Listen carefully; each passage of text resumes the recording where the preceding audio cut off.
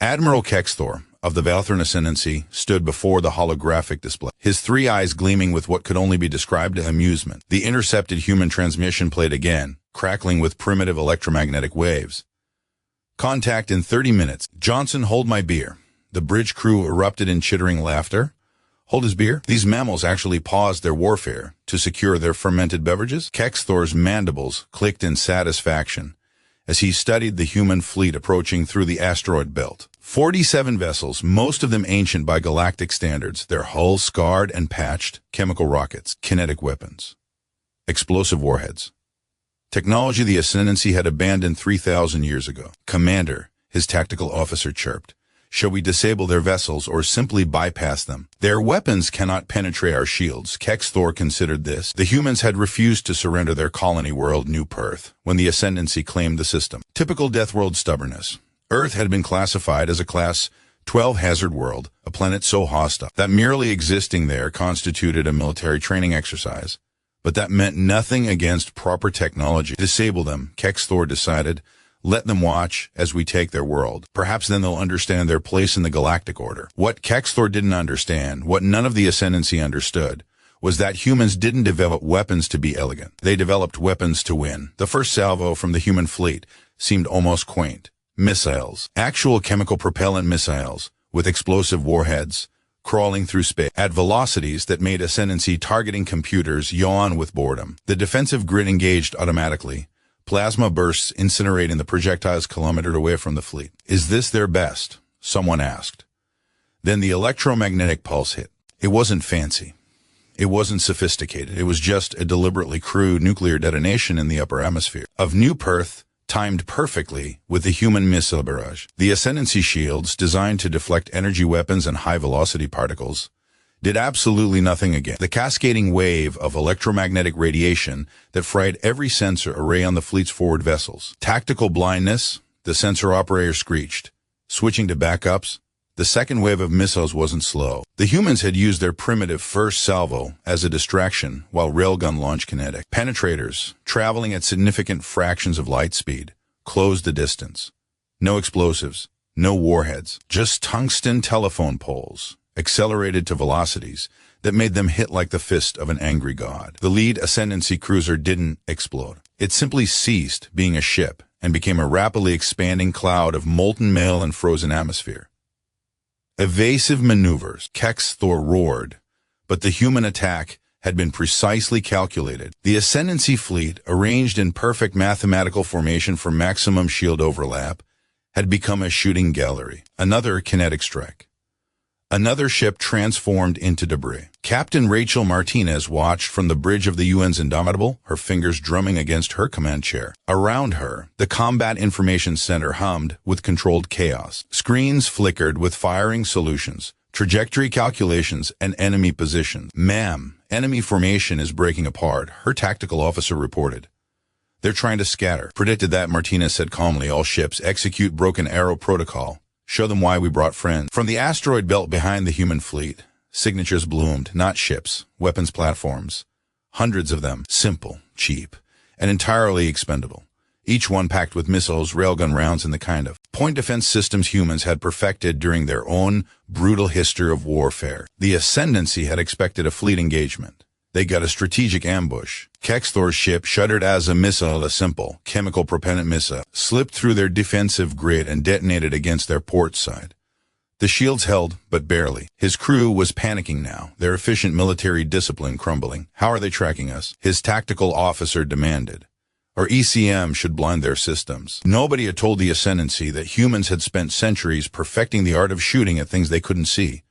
Radar, infrared, LiDAR, gravitational sensors, network targeting systems with redundant backups and manual overrides. The humans didn't rely on one system. They used everything, cross-referenced it, and when all else failed, they made educated guesses and fired anyway. Another Ascendancy ship died. This one gutted by a spread of cluster munitions that tore through its hangar bay. All ships, Kex'thor transmitted, his voice tight with something he hadn't felt in decades. Fear. Fall back to, Admiral, they're hacking our communications. Of course they were. While the Ascendancy had focused on energy weapons and advanced propulsion, humans had spent their time mastering electronic warfare. Every system had a vulnerability, every network had a backdoor, and humans, whose own history was filled with cyber attacks and information warfare, knew exactly where to look. False orders cascaded through the Ascendancy fleet. Ships received contradictory commands, targeting systems locked onto friendly vessels. The careful coordination that made the Ascendancy military formidable dissolved into chaos. On the ground, the invasion force was learning their own lessons. Colonel James Harrison crouched in the rubble of what had been New Perth's primary spaceport, his rifle tight against his shoulder. The Ascendancy ground forces had expected to march through the human defenders with their advanced armor and energy weapons. They hadn't expected artillery. The thunder of 100-year-old howitzers rolled across the city, shells arcing through the sky to rain explosive death on the invaders. Mortars coughed from hidden positions. Machine guns, actual chemical propellant, belt-fed machine guns, chattered from reinforced bunkers. "They're falling back," someone shouted over the radio. "Don't let them regroup," Harrison ordered. "2nd Battalion flank left. We push them into the kill zone." The Ascendancy soldiers were better trained and better equipped individually, but humans had learned warfare on a planet that tried to kill them daily. They understood combined arms tactics. They understood fire and maneuver. They understood that victory didn't come from having the best weapon. It came from using every weapon together. Overhead, human aerospace fighters screamed past, dropping cluster bombs and guided missiles on an Ascendancy position. Not fancy antimatter weapons or plasma bombs. Just high explosives, carefully placed, and devastatingly effective. An Ascendancy patrol stumbled into a building the humans had evacuated an hour earlier. The explosion could be heard across the city. Booby traps, improvised explosive devices. Humans called it asymmetric warfare. The Ascendancy called it dishonorable. Harrison called it winning. Back in orbit, Martinez watched as the Ascendancy fleet finally broke. The survivors were burning hard for the edge of the system, their formation shattered, their confidence destroyed. "Shall we pursue, Captain?" her weapons officer asked. Martinez shook her head. "Let them run. Let them tell their people what happened here." "Ma'am, we're receiving a transmission from the surface. Colonel Harrison says the ground assault has been repelled. Enemy forces are surrendering." The bridge erupted in cheers. Martinez allowed herself a tight smile.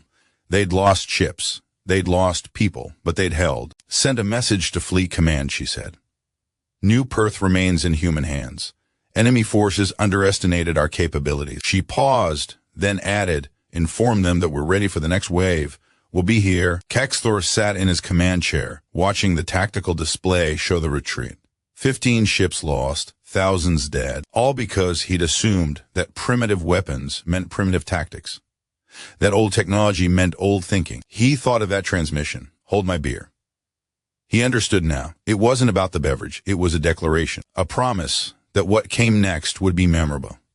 Humans don't need the best weapons, he realized. They just need weapons they know how to use better than anyone else. The report he would file would change everything. The Galactic Council would need to recategorize humanity, not as a primitive species with crude weapons, but as a military power that had turned limitation into lethality. 3 months later, every species in the galaxy knew what had happened at New Perth. The Ascendancy, one of the most powerful military forces in space, had been defeated by chemical rockets and kinetic weapons, by electromagnetic pulses and cyber attacks, by tactics refined through centuries of humans fighting each other before they ever reached the stars. The diplomatic channels buzzed with new assessments. Trade negotiations suddenly became more favorable to human interests. Border disputes were quietly resolved in humanity's favor, and military planners across 1,000 worlds studied the Battle of New Perth, trying to understand how the humans had done it. In a bar on New Perth, now being rebuilt, Colonel Harrison sat with Captain Martinez, their drinks raised. Around them, soldiers from a dozen different units celebrated, swapped stories, and remembered fallen friends. "Think they'll come back?" Harrison asked. Martinez smiled. "If they do, they'll bring better weapons. Then we'll just have to fight better." Harrison took a drink, then grinned. "You know what the best part is? We didn't even use the good stuff. Wait until they see what we can do when we're actually trying." Martinez laughed, a sound of relief and exhaustion and pride, because that was the thing about humans. They didn't just fight to survive. They fought to win. And they'd spent thousands of years perfecting the art of organized violence on a planet that demanded nothing less. The galaxy had learned a new phrase, "hold my beer." It didn't mean humans were careless or reckless. It meant they were about to do something that seemed impossible, something that logic said couldn't work, something that would make sense only after it succeeded. It meant that underestimating humanity was the last mistake you'd ever make. In the depths of space, other species watched and learned. Humanity had arrived on the galactic stage not with advanced technology or ancient wisdom, but with something far more dangerous, the absolute refusal to lose, combined with the creativity to turn any tool into a weapon. And if you thought their current arsenal was impressive, you should see what they are building next, because humans never stopped adapting, never stopped improving, never stopped finding new ways to win. The galaxy would learn to respect that, or the galaxy would learn why even the most primitive human weapon was still a weapon in human hands. Hold my beer. Indeed.